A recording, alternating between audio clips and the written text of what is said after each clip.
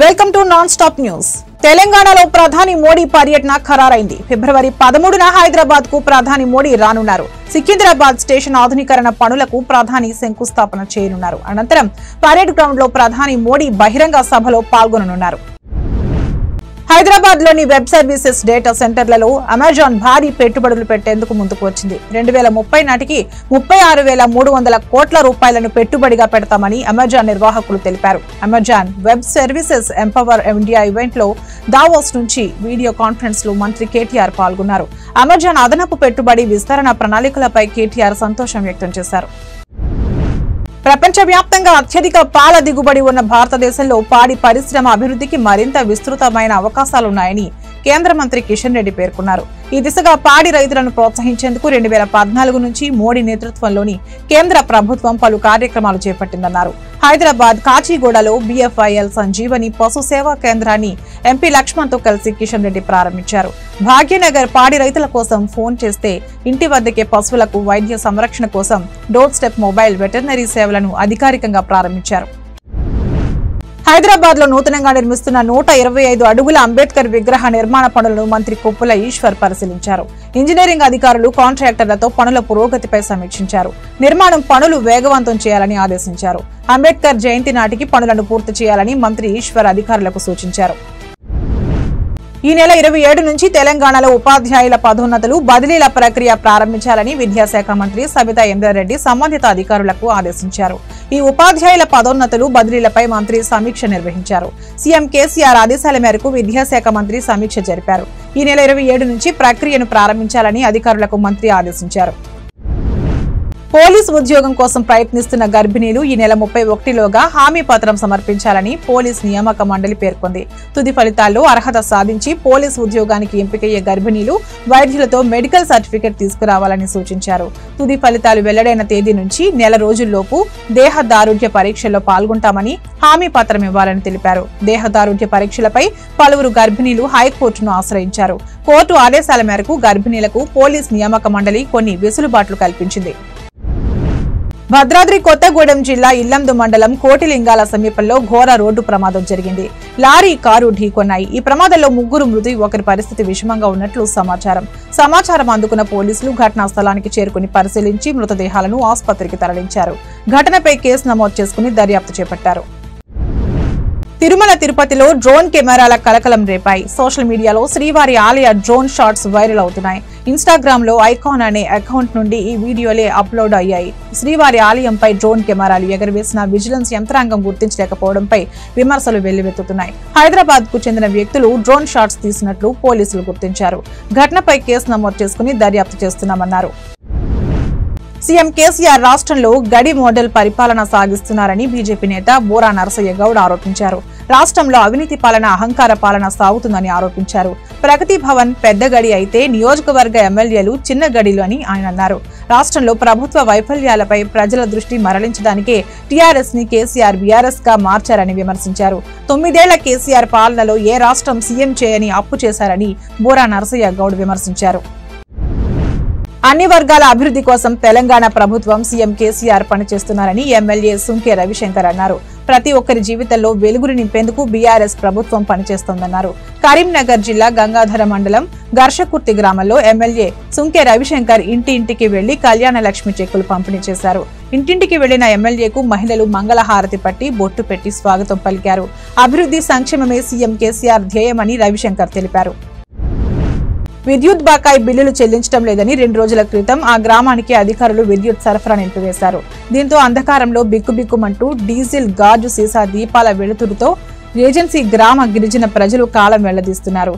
ఏ సమయంలోనైనా పామో తేలో కాటేస్తే మాకు దిక్కెవరు అంటూ ఆవేదన వ్యక్తం చేస్తున్నారు. తుర్కియాలోని బుర్సా పట్టణంలో గురువారం ఓ అద్భుతం చోటు చేసుకుంది.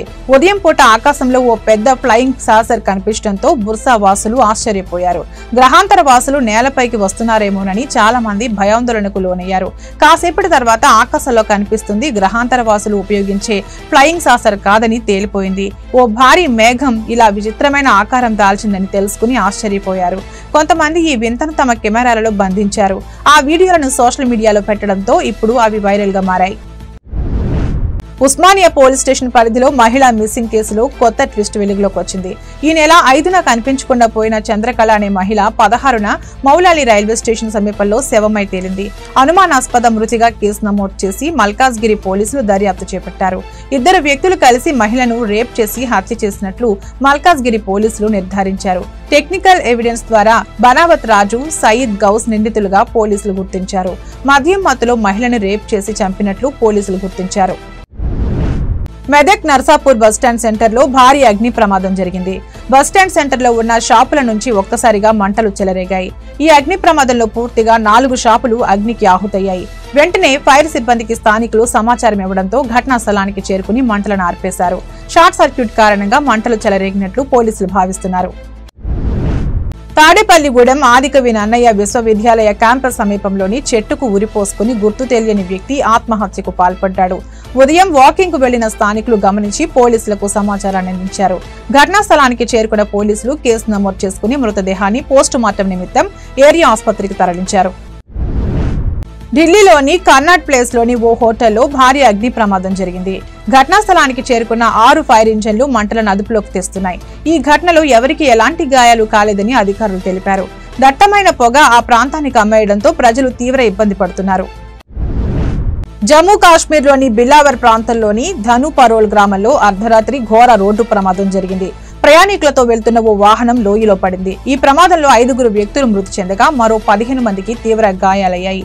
ఘటనా స్థలానికి చేరుకున్న కథువా పోలీసులు గాయపడిన వారిని బిలావర్లోని ఆసుపత్రికి తరలించారు. ఘటనపై కేసు నమోదు చేసి దర్యాప్తు చేస్తున్నారు.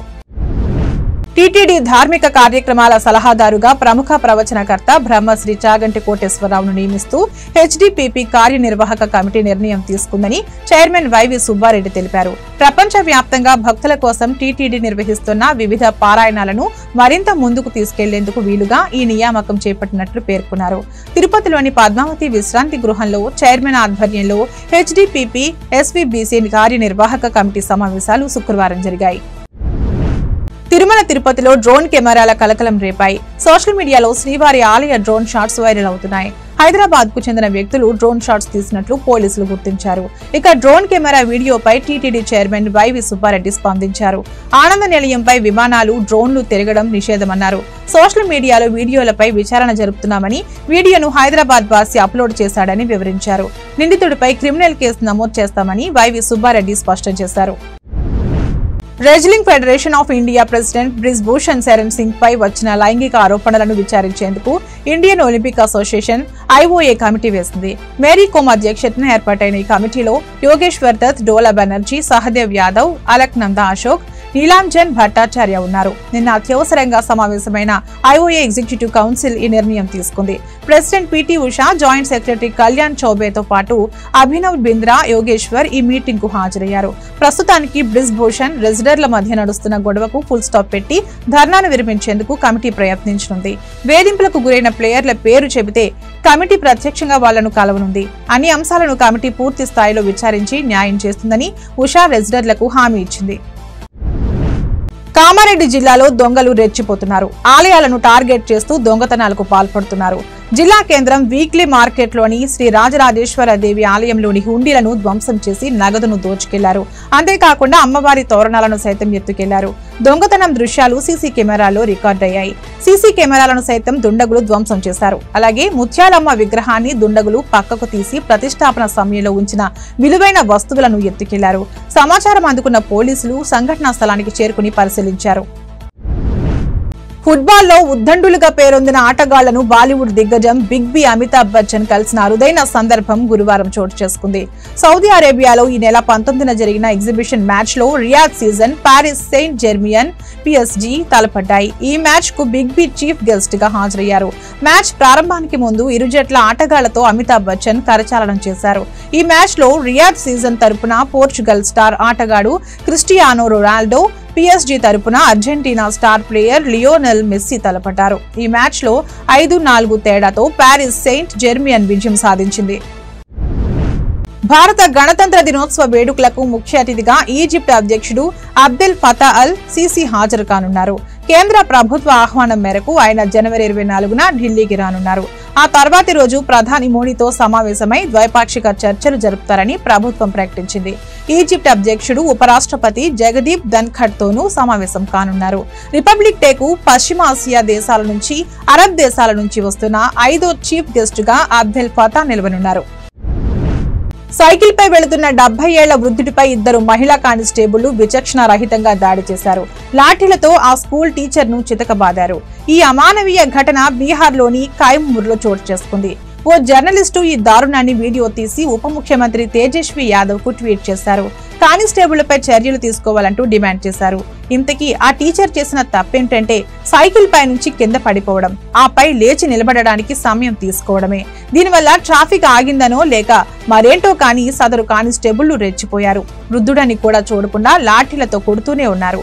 ఈ ఘటనపై సర్వత్రా నిరసన వ్యక్తమవుతోంది. దీనికి సంబంధించిన వీడియో సోషల్ మీడియాలో వైరల్ గా మారింది. ఆదిలాబాద్ జిల్లాలో ఇవాల్టి నుంచి నాగోబా జాతర ప్రారంభం కానుంది. ఆసియాలోని అతిపెద్ద 2వ జాతర నాగోబాకు అధికారులు పటిష్ట ఏర్పాట్లు చేశారు. ఇవాళ అర్ధరాత్రి మహాపూజతో నాగోబా జాతర ప్రారంభం కానుందని నిర్వాహకులు తెలిపారు. 7 రోజుల పాటు నాగోబా జాతర కొనసాగనుంది. ఈ వేడుకలో కేంద్ర మంత్రి అర్జున్ ముండా పాల్గొననున్నారు. కేంద్ర మంత్రికి స్థానిక ఎంపీ సోయం బాపురావు, బీజేపీ యువనేత కంది శ్రీనివాస్ రెడ్డి స్వాగతం పలకనున్నారు. ఈ జాతరకు తెలంగాణ, ఏపీ, మహారాష్ట్ర, మధ్యప్రదేశ్ ప్రాంతాల నుంచి భక్తులు తరలిరానున్నారు. రామ్ గోపాల్ పేట్ ఫైర్ యాక్సిడెంట్ లో చనిపోయిన వారి కుటుంబాలను ఆదుకుంటామని మంత్రి తలసాని శ్రీనివాస్ యాదవ్ అన్నారు. ప్రమాద స్థలాన్ని పరిశీలించి సహాయక చర్యల గురించి అధికారులను అడిగి తెలుసుకున్నారు. ఇలాంటి ఘటన చోటు చేసుకోవడం బాధాకరమన్న ఆయన, బిల్డింగ్ లో చిక్కుకుపోయిన 3 కాపాడేందుకు అధికారులు తీవ్రంగా శ్రమించినా ఫలితం లేకుండా పోయిందని చెప్పారు. మంటలు, పొగ కారణంగా ఇబ్బంది పడుతున్న చుట్టుపక్కల బస్తీవాసుల కోసం సహాయక శిబిరాలు ఏర్పాటు చేసినట్లు చెప్పారు. బిల్డింగ్ కూల్చివేత సమయంలో బస్తీవాసుల ఇండ్లకు డ్యామేజ్ జరిగితే పూర్తి బాధ్యత తమదేనని మంత్రి స్పష్టం చేశారు. తల్లిపాలకు మించిన మందులు ఏవీ లేవని కేంద్ర మంత్రి కిషన్ రెడ్డి అన్నారు. లాలాపేట్లో కేంద్ర ప్రభుత్వ సహకారంతో అటల్ బిహారీ వాజ్పేయి ఫౌండేషన్ ఆధ్వర్యంలో హెల్త్ బేబీ షో 2023ను నిర్వహించారు. ఈ కార్యక్రమానికి ముఖ్య అతిథిగా హాజరైన ఆయన 3 నెలల నుంచి 13 నెలల పిల్లలు కలిగిన తల్లులకు హెల్త్ కిట్లను అందించారు. మన కుటుంబం బాగుంటేనే దేశం బాగుంటుందన్నారు. నేటి బాలలే రేపటి భావి భారత పౌరులని, కాబట్టి తల్లిదండ్రులు తమ పిల్లలకు సకాలంలో టీకాలు అందించాలని సూచించారు. ఈ సందర్భంగా తల్లులకు మంచి పౌష్టికాహారాన్ని అందించాలని సూచించారు. సీఎం కేసీఆర్ జనరంజక పాలన ద్వారా పరిపాలన వికేంద్రీకరణతో సంపద సృష్టించబడిందని మంత్రి వేముల ప్రశాంత్ రెడ్డి అన్నారు. నిజామాబాద్ పాల కలెక్టరేట్ క్రీడా ప్రాంగణంలో నిర్వహించిన ప్రాపర్టీ షో 2023ను ఆయన ప్రారంభించారు. సీఎం కేసీఆర్ నిర్ణయాలు, ఆలోచనలు తెలంగాణ అభివృద్ధికి మార్గాలుగా నిలిచాయని కొనియాడారు. గడిచిన 8 ఏళ్లలో 3 లక్షల కోట్ల రూపాయలను నేరుగా బ్యాంకుల ద్వారా తెలంగాణ ప్రజలకు వివిధ పథకాల రూపంలో ప్రభుత్వం అందించిందని చెప్పారు. ప్రారంభించిన అనతి కాలంలోనే అందరి మన్ననలు పొందుతున్న అమ్మా న్యూస్ ఛానల్ రాబోయే రోజుల్లో ప్రజలకు మరింత చేరువ కావాలని మాజీ పార్లమెంట్ సభ్యులు పొంగులేటి శ్రీనివాసరెడ్డి ఆకాంక్షించారు. ఖమ్మం జిల్లాలోని ఆయన పార్టీ కార్యాలయంలో అమ్మా న్యూస్ ఛానల్ నూతన క్యాలెండర్ను ఆవిష్కరించారు. ఈ సందర్భంగా అమ్మా న్యూస్ యాజమాన్యానికి, సిబ్బందికి శుభాకాంక్షలు తెలిపారు. ప్రజలకు, ప్రభుత్వాలకు వారధిగా స్వచ్ఛమైన కథనాలకు ప్రసారం చేయాలని కోరారు. హైదరాబాద్ లో టీపీసీసీ విస్తృత స్థాయి సమావేశం జరిగింది. ఈ భేటీకి ఏఐసీసీ రాష్ట్ర వ్యవహారాల incharge Manikrao Thakre, TPCC chief Revanth Reddy, CLP నేత భట్టి విక్రమార్క హాజరయ్యారు. సెప్టెంబర్ 7, 2022న రాహుల్ గాంధీ ఒక ఉక్కు సంకల్పంతో భారత్ జోడో యాత్ర చేపట్టారని రేవంత్ రెడ్డి తెలిపారు. జోడో యాత్రలో కోట్లాది మందిని కలుస్తూ వారికి భరోసాను ఇస్తూ ముందుకెళ్తున్నారని తెలిపారు. దేశ సమగ్రతను కాపాడేది కాంగ్రెస్ అని దేశ ప్రజలకు ఒక నమ్మకాన్ని కలిగించారన్నారు. రాహుల్ గాంధీపై బీజేపీ చిల్లర ఆరోపణలు చేస్తోందన్నారు. రాహుల్ గాంధీ టీషర్ట్ పై బీజేపీ చిల్లర రాజకీయాలు చేస్తోందని పీసీసీ చీఫ్ రేవంత్ రెడ్డి ఆగ్రహం వ్యక్తం చేశారు. రాహుల్ గాంధీ పాదయాత్రతో బీజేపీలో భయం మొదలైందని విమర్శించారు. రాహుల్ సందేశాన్ని ప్రతి ఇంటికి చేరవేయాలని కాంగ్రెస్ అధిష్టానం పిలుపునిచ్చిందన్నారు. జనవరి 26న శ్రీనగర్లో ముగియాల్సిన రాహుల్ పాదయాత్ర నరేంద్ర మోడీ కుట్రతో 4 రోజులు ఆలస్యంగా జనవరి 30న ముగుస్తుందని రేవంత్ రెడ్డి ఆరోపించారు. ఫిబ్రవరి వచ్చిందంటే ఎగ్జామ్స్ దగ్గర పడ్డట్టేనని, టీచర్స్ చెప్పింది అర్థం కాకపోతే భయం, సిగ్గు పడకుండా విద్యార్థులు అడిగి తెలుసుకోవాలని కేంద్ర మంత్రి కిషన్ రెడ్డి స్టూడెంట్స్ కు సూచించారు. మంచి భవిష్యత్తు, విజ్ఞానం ఇవ్వడానికి ఉపాధ్యాయులు ఉన్నారని చెప్పారు. ఒకప్పుడు అబ్బాయిలను ప్రైవేట్ స్కూల్లో, అమ్మాయిలను ప్రభుత్వ స్కూల్స్లో చేర్చేవారు. కానీ ఇప్పుడు పరిస్థితి మారిందని, పేద కుటుంబం నుంచి వచ్చిన వారు డెడికేషన్, డిటర్మినేషన్, ఆత్మవిశ్వాసంతో ముందుకు వెళితే అనుకున్నది సాధిస్తారని కిషన్ రెడ్డి పిలుపునిచ్చారు. ప్రధాని మోడీ హైదరాబాద్ పర్యటన ఖరారైంది. ఫిబ్రవరి 13న ఆయన హైదరాబాద్ కు రానున్నారు. పర్యటనలో భాగంగా ఆయన సికింద్రాబాద్ రైల్వే స్టేషన్ ఆధునీకరణ పనులకు శంకుస్థాపన చేయనున్నారు. అనంతరం పరేడ్ గ్రౌండ్స్ లో జరిగే భారీ బహిరంగ సభలో ఆయన పాల్గొని ప్రసంగించనున్నారు. వాస్తవానికి ఈ నెలలోనే నగరానికి ఆయన రావాల్సి ఉంది. ఈ నెల 19న సికింద్రాబాద్ లో వందే భారత్ ఎక్స్ప్రెస్ ప్రారంభానికి ఆయన రావాల్సి ఉన్నప్పటికీ ఆయన బిజీ షెడ్యూల్ కారణంగా ఈ నెల 15కి కార్యక్రమాన్ని మార్చారు. ఆ రోజున ఆయన ఢిల్లీ నుంచి వర్చువల్ గా వందే భారత్ రైలును ప్రారంభించారు. అప్పుడు వాయిదా పడిన హైదరాబాద్ పర్యటనను వచ్చే నెలకు మార్చారు.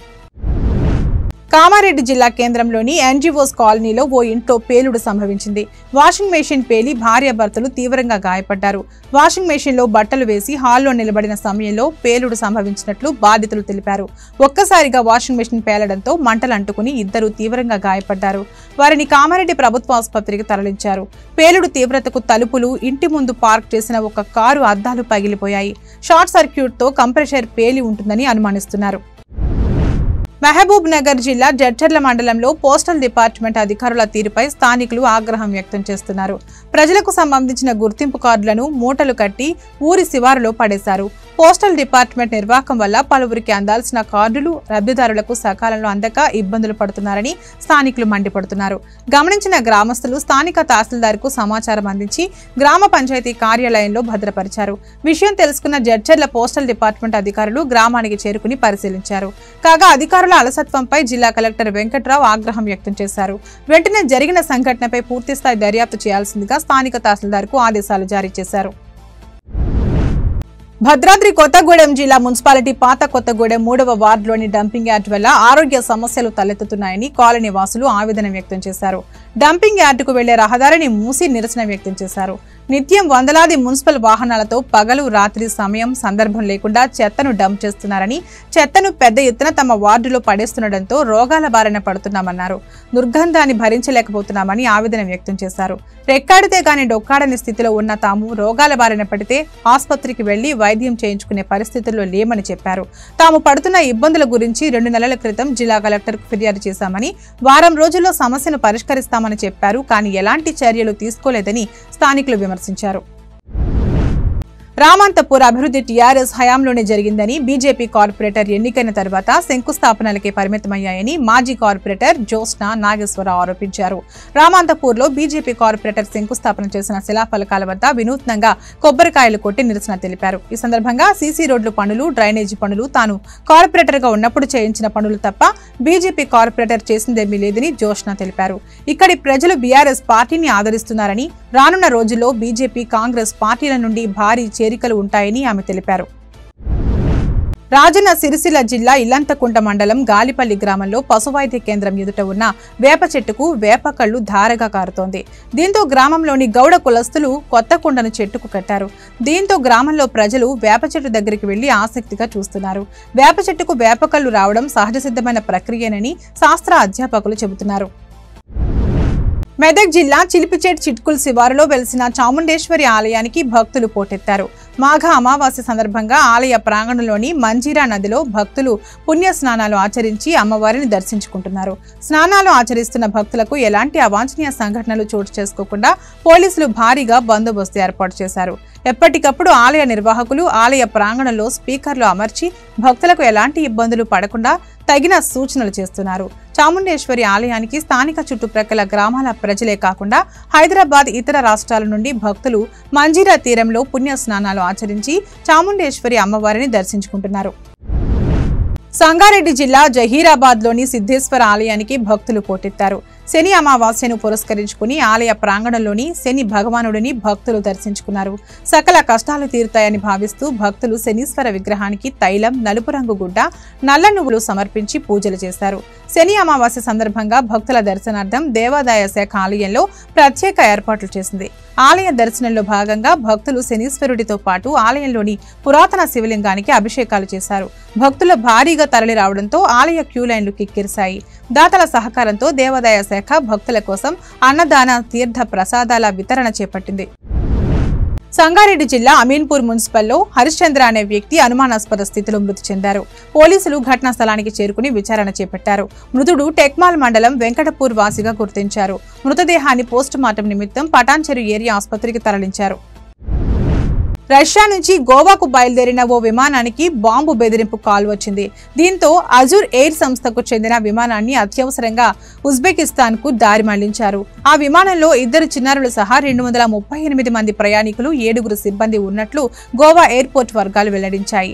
పర్మ్ అంతర్జాతీయ విమానాశ్రయం నుంచి బయలుదేరిన విమానం గోవాలోని డబోలిం విమానాశ్రయంలో శనివారం తెల్లవారుజామున ల్యాండ్ కావాల్సిన విమానంలో బాంబు ఉందని గోవా ఎయిర్పోర్ట్ కు గుర్తు తెలియని వ్యక్తి మెయిల్ చేయడంతో అప్రమత్తమైన విమానాశ్రయ సిబ్బంది అధికారులకు సమాచారం ఇచ్చారు. దీంతో అప్పటికి భారత గగనతలంలోకి విమానం ప్రవేశించకపోవడంతో మధ్యలోనే ఉజ్బెకిస్తాన్ కు దారి మళ్లించినట్లు అధికారులు తెలిపారు. కరీంనగర్ ఆర్టీసీ బస్టాండ్ లో సమ్మె సైరన్ మోగింది. తెల్లవారుజామున ప్రారంభమైన సమ్మెలో పల్లె వెలుగుతో పాటు ఇతర ప్రాంతాలకు వెళ్లే అద్దె బస్సులు ఎక్కడికక్కడే నిలిచిపోయాయి. దీంతో గ్రామీణ ప్రాంతాల నుండి కరీంనగర్ కు వచ్చేవారు తీవ్ర ఇబ్బందులు ఎదుర్కొంటున్నారు. ఆర్టీసీలో అద్దె బస్సుల డ్రైవర్లు తమకు వెంటనే వేతనాలు పెంచాలని డిమాండ్ చేశారు. ఆర్టీసీ అధికారులు తమపై చూపుతున్న వివక్ష విడాలని, వేధింపులు నిర్వహించాలని డ్రైవర్లు డిమాండ్ చేశారు. తక్షణమే ప్రభుత్వం న్యాయం చేయాలంటూ నినాదాలు చేశారు. భద్రాద్రి కొత్తగూడెంలో 2 రోజుల పాటు నిర్వహించే కథ, కవితా కార్యశాలను బాలోత్సవ్ కన్వీనర్ డాక్టర్ వాసిరెడ్డి రమేష్ బాబు ప్రారంభించారు. ఈ కవితా కార్యశాల కార్యక్రమానికి వివిధ పాఠశాలలకు చెందిన విద్యార్థులు పాల్గొని తమలోని ప్రతిభను కనబరిచేందుకు ఆసక్తి చూపించారు. ఈ కార్యక్రమానికి నిర్వాహకులు అన్ని రకాల ఏర్పాట్లు చేశారు. ఈ సందర్భంగా తెలుగు భాషపై మమకారంతో విద్యార్థులలో రచన పట్ల ఆసక్తి కలిగించాలనే ఉద్దేశంతో బాలోత్సవ్ చిల్డ్రన్స్ కల్చరల్ సొసైటీ కృషి చేస్తుందని కన్వీనర్ డాక్టర్ రమేష్ బాబు అన్నారు. నిజామాబాద్ జిల్లా సిరికొండ మండల కేంద్రంలో అన్నపూర్ణాదేవి జాతర బ్రహ్మోత్సవాలు ఘనంగా ప్రారంభమయ్యాయి. పెద్ద వాల్గోట్ గ్రామ కమిటీ ఆధ్వర్యంలో ఈ జాతర బ్రహ్మోత్సవాలు నిర్వహిస్తున్నారు. అయితే ఈ జాతరను చూసేందుకు చుట్టుప్రక్కల గ్రామస్తులతో పాటు ఇతర గ్రామాల నుంచి కూడా భక్తులు తరలివస్తారని స్థానికులు చెబుతున్నారు. నాగర్ కర్నూలు జిల్లా బాల్మూరు మండలంలోని జినుకుంట గ్రామ శివారులో సర్వే నంబర్ 56/Aలో రెవెన్యూ అధికారులు, అధికార పార్టీ నేతలు ఒక్కటై సామాన్య రైతులను నట్టేట ముంచుతున్నారని కాంగ్రెస్ పార్టీ డీసీసీ అధ్యక్షులు చిక్కుడు వంశీకృష్ణ అన్నారు. స్థానిక ఎమ్మెల్యే రాజకీయం చేస్తూ భూములు లాక్కొని రైతు జీవితాలతో చెలగాటమాడుతున్నారని మండిపడ్డారు. ప్రభుత్వం అక్రమంగా రైతుల నుండి లాక్కున్న భూమి వద్ద రైతులతో కలిసి కాంగ్రెస్ నేతలు నిరసన చేపట్టారు. ప్రభుత్వం లీడ్ క్యాంప్ కోసం కేటాయించిన స్థలం ఒకటైతే 75 ఏళ్లుగా సాగు చేసుకుంటున్న మరో భూమిని లాక్కోవడం ఎంతవరకు సమంజసమని ప్రశ్నించారు. మేడ్చల్ జిల్లా జీడిమెట్ల పారిశ్రామిక వాడలోని దోలపల్లిలో మహిళల భద్రత కోసం బస్ సర్వీస్ ను బాలానగర్ జోన్ డీసీపీ సందీప్ రావు ప్రారంభించారు. ఈ కార్యక్రమంలో వెస్ట్రో సాల్వెంట్స్ ఎండీ రామసుబ్బారెడ్డితో పాటు కృష్ణా ఏదుల పోలీస్ సిబ్బంది పాల్గొన్నారు. ఈ సందర్భంగా నగర శివార్లలోని ఐటీ, ఫార్మాస్యూటికల్ పరిశ్రమలో పనిచేసే మహిళల కోసం society for Cyberabad security council వారి సహకారంతో వెస్ట్రో సాల్వెంట్ ప్రైవేట్ లిమిటెడ్ వారి సంయుక్త ఆధ్వర్యంలో ఈ సర్వీస్ ను ప్రారంభించారు. పిల్లల ఉజ్వల భవిష్యత్తుకి విద్య పట్ల అనురక్తిని కలిగించుటకు ప్రధాని మోదీ పరీక్ష పే చర్చ కార్యక్రమాన్ని తీసుకొచ్చినట్లు ఈ నెల 27న వర్చువల్ గా 6వ విడత పరీక్ష పే చర్చ కార్యక్రమం నిర్వహించనున్నట్లు బీజేపీ నిజామాబాద్ జిల్లా అధ్యక్షులు బసవ లక్ష్మీనరసయ్య తెలిపారు. పిల్లలు పరీక్షల సమయాన్ని ఒక పండుగలా జరుపుకోవాలన్నారు. ఒత్తిడికి గురికాకుండా ఉండేందుకు ప్రధాని నరేంద్ర మోడీ స్వయంగా రచించిన ఎగ్జామ్ వారియర్స్ పుస్తకం ఎంతగానో ఉపయోగపడుతుందని పేర్కొన్నారు. సాగు భూములలో హద్దురాళ్లు ఏర్పాటు చేసేందుకు సర్వేకు వచ్చిన రెవెన్యూ అధికారులను గిరిజన రైతులు అడ్డుకున్న ఘటన మానుకోట జిల్లా బాబునాయక్ తండాలో చోటు చేసుకుంది. నోటీసులు ఇవ్వకుండా సర్వే కోసం పంట భూముల వద్దకు రావడమేంటని ప్రశ్నించారు. దీంతో అధికారులకు గిరిజనులకు మధ్య వాగ్వాదం తలెత్తింది. ఉద్రిక్తత పరిస్థితులు నెలకొనడంతో పోలీసులు బలవంతంగా గిరిజన రైతులను అరెస్ట్ చేసి పోలీస్ స్టేషన్కు తరలించారు. జిల్లాలోని బాబునాయక్ తండాలోని సర్వే నెంబర్లోని 425, 426, 427లో అనాదిగా సాగు చేసుకుంటూ జీవనం సాగిస్తున్నామని బాధిత రైతులు తెలిపారు. మానుకోట జిల్లా నరసింహులపేట మండల కేంద్రానికి చెందిన కొమ్ము లింగయ్యకు చెందిన గొర్రెల మందపై వీధి సునకాలు దాడి చేశాయి. ఈ ఘటనలో 8 గొర్రెలు అక్కడికక్కడే మృతి చెందాయి. మరో 3 గొర్రెలను గాయపరిచాయి. గతంలో కూడా వీధి సునకాల దాడిలో 10ల సంఖ్యలో గొర్రెలు మృతి చెందాయి.